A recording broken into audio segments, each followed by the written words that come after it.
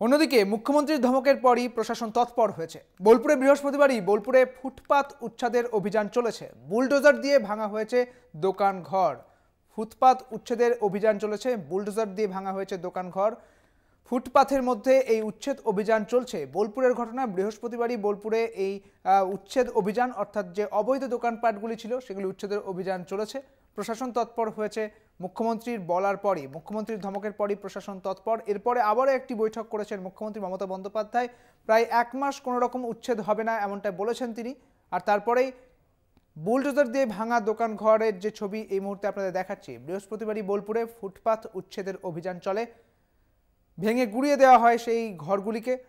তারপরে আবারও বৈঠক করেন মুখ্যমন্ত্রী, গতকালই সেই বৈঠক করেছেন তিনি। সেখানে তিনি বলেছেন যে 1 মাস কোনো রকম উচ্ছেদ হবে না। একটি 5 জনের একটি কমিটি গঠন করা হয়েছে, 5 প্রতিনিধির একটি কমিটি, যেখানে ববি হাকিম রয়েছেন অর্থাৎ ফিরহাদ হাকিম রয়েছেন, অরূপ বিশ্বাস, মলয় ঘটক, আর সেই সঙ্গে রয়েছেন ডেপুটি মেয়র অতীন ঘোষ, আর সেই কমিটিতে রয়েছেন মেয়র পরিষদ দেবাশিস কুমারও রয়েছেন সেখানে। বৃহস্পতিবারই বোলপুরে ফুটপাত উচ্ছেদের অভিযান চলে। একেবারে ভেঙে গুড়িয়ে দেওয়া হয় দুপাশের দোকানগুলিকে। দেখতে পাচ্ছেন ভেঙে গুড়িয়ে দেওয়া হয়েছে, সেই দোকানের ধ্বংসাবশেষ এই মুহূর্তে পড়ে রয়েছে। বোলপুরের দুধারে, রাস্তার দুধারে যে সমস্ত দোকানগুলি ছিল সেই সমস্ত দোকান কিন্তু একেবারে গুড়িয়ে দেওয়া হয়েছে। যদিও এই গুড়িয়ে দেওয়ার কাজ, অর্থাৎ বুলডোজারের যে অভিযান, সেই অভিযান কিন্তু চলেছিল গতকাল যখন মুখ্যমন্ত্রী মমতা বন্দ্যোপাধ্যায় বৈঠক করেছেন তার ঠিক আগে।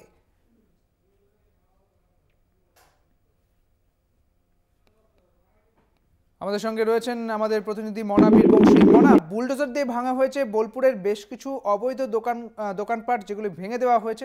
আর যদিও মুখ্যমন্ত্রী মমতা বন্দ্যোপাধ্যায় তিনি গতকাল যখন বৈঠক করেছিলেন সেখানে তিনি বলেছিলেন 1 মাস কোনো রকম এই দোকানপাট, এই উচ্ছেদের অভিযান চালানো যাবে না, কিন্তু তার আগে এই ঘটনা ঘটেছে। কি জানতে পারছো? না দেখো সুদীপ্ত, একেবারেই তাই। যে ছবি এই মুহূর্তে দাঁড়িয়ে শহর বোলপুরে উঠে এসছে, তাতে সেটা কিন্তু ভয়ঙ্কর, মানে ভয়াবহ। এবং একটা মানে গত রাত্রে ভূমিকম্প হয়েছে, তার পরের দিন সকাল, এমন ধরনের একটা চিত্র কিন্তু উঠে আসছে শহর বোলপুর জুড়ে। তার কারণ গতকালকে বোলপুর পুরসভার তরফ থেকে বোলপুরের শ্রীনিকেতন রোডে যে অভিযান চালানো হয়েছে, বুলডোজার বুকের উপর চালানো হয়েছে এমনটাই অভিযোগ। কংক্রিটের যে দোকান, ব্যবসাদাররা 50 বছর, 60 বছর, 70 বছর ধরে বসে যারা বিক্রি করছেন, ব্যবসা করছেন, যাদের রুটি রুজি চলে, দিন আনা দিন খাওয়া সংসার, তাদের উপর আঘাত আনা হয়েছে। একেবারেই বলা যেতে পারে যে মুহূর্তের মধ্যে আকাশের ছাদ মাথায় ভেঙে পড়েছে এবং খোলা আকাশের নিচে রয়েছে এবং আর্তনাদ কান্না ব্যবসায়ীদের, এমনই চিত্র কিন্তু গোটা বোলপুর জুড়ে উঠে আসছে। খুব স্বাভাবিকভাবেই দেখো প্রশ্ন উঠছে পুরসভার ভূমিকা নিয়ে। তার কারণ হচ্ছে, তুমি জানো যে বারবার করে বিরোধী দলের নেতারা প্রশ্ন করছেন যে হকার উচ্ছেদ তো আইন রয়েছে, কোনো নোটিশ ছাড়া, কোনো বিজ্ঞপ্তি ছাড়া এভাবে এসে বুলডোজার দিয়ে কি ঘুরিয়ে দিতে পারে? যখন মুখ্যমন্ত্রী মমতা বন্দ্যোপাধ্যায় তিনি বলছেন যে 1 মাস তাদের সময় দেওয়া হচ্ছে, তারপরেও এই বুলডোজার চলছে। একদমই তাই। দেখো সুদীপ্ত, এটাই সবচেয়ে বড় প্রশ্ন, সেটা যে রাজ্যের মুখ্যমন্ত্রী মমতা বন্দ্যোপাধ্যায় যখন সহৃদয় রাজ্যের মুখ্যমন্ত্রী মমতা বন্দ্যোপাধ্যায় যখন মানুষের কথা ভাবছেন, তখন বোলপুর পুরসভা এ ধরনের ভূমিকা গ্রহণ করলো কেন? এটাই এখন সবচেয়ে বড় প্রশ্ন। তার কারণ হচ্ছে, তোমাকে যেটা বলছিলাম, 50-60 বছর ধরে কেউ কেউ ব্যবসা করছে, তাদেরকে যে সময় দেওয়া হোক বা নোটিশ দেওয়া হোক বা অ্যানাউন্সমেন্ট করা হোক বা তাদেরকে সময় দিয়ে অন্যত্রে যে শিফট করে দেওয়ার যে বিষয়টা, সেটা দেওয়া হোক, সেসব কিছুই না করে বুলডোজার নিয়ে এসে গোটা বোলপুর জুড়ে কার্যত তাণ্ডব লীলা তৈরি করেছে বোলপুর পুরসভার বিরুদ্ধে, এমনই অভিযোগ আনছেন এখানকার স্থানীয় যারা দীর্ঘদিন ধরে ফুটপাথের ধারে ব্যবসা করছেন তারা। স্বাভাবিকভাবেই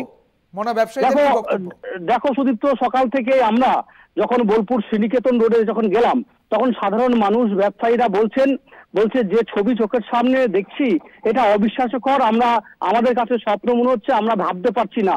তাদের চোখে জল, তাদের আর্তনাদ কান্না, রীতিমতো তারা কান্নায় ভেঙে পড়েছেন। তারা বলছেন, কোথায় যাব, কোথায় আমরা খাবো? তাহলে কি আমরা চুরির পথ বেছে নেবো? তাহলে কি চুরি করতে হবে? আমরা তো দুবেলা দুটো করে খাওয়ার জন্য এটা করছিলাম, এভাবে ভেঙে দিল কেন? আমাদেরকে সময় দেওয়া হলো না কেন? অন্যত্র কোনো ব্যবস্থা করে দেওয়া হলো না? এ ধরনের নানান ক্ষোভ বহিঃপ্রকাশ বোলপুর পুরসভার বিরুদ্ধে স্থানীয় ব্যবসায়ী, বোলপুরের মানুষজন করছেন। সব মিলিয়ে বোলপুর কিন্তু কবিগুরু রবীন্দ্রনাথ ঠাকুরের শান্তিনিকেতন। একদমই তাই, অনেক ধন্যবাদ মনা, বারবার আমাদের মানুষের সঙ্গে কথা ছিলেন বলছেন। আমাদের প্রতিনিধি মনা বীরবংশী। এখানেই প্রশ্ন উঠছে, মুখ্যমন্ত্রীর নির্দেশের পরেও কেন ভাঙা হলো এই বোলপুরের দোকানগুলিকে, অর্থাৎ প্রশ্নের মুখে বোলপুরের প্রশাসন।